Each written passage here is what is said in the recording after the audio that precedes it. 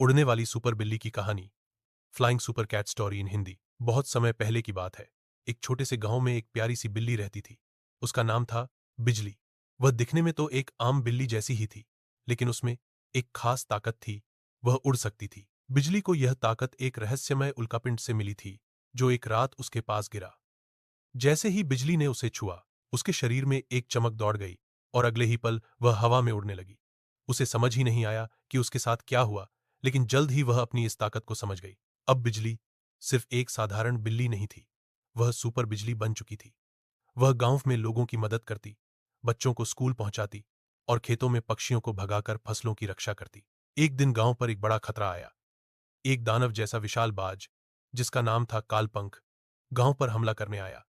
वह बच्चों को उठाकर ले जाना चाहता था और खेतों को उजाड़ना चाहता था। गांव के लोग डर गए, लेकिन तभी आसमान से बिजली की तरह उड़ती हुई सुपर बिजली आई। उसने कालपंख को चुनौती दी। अगर हिम्मत है तो मुझसे लड़, सुपर बिजली ने कहा। फिर शुरू हुई एक रोमांचक लड़ाई।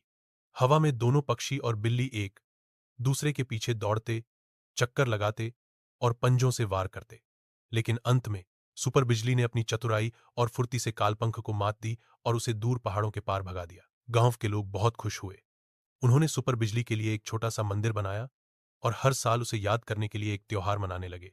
आज भी अगर कोई गांव में मदद के लिए पुकारता है, तो कहते हैं, आसमान से एक उड़ती हुई बिल्ली आ जाती है, हमारी सुपर बिजली।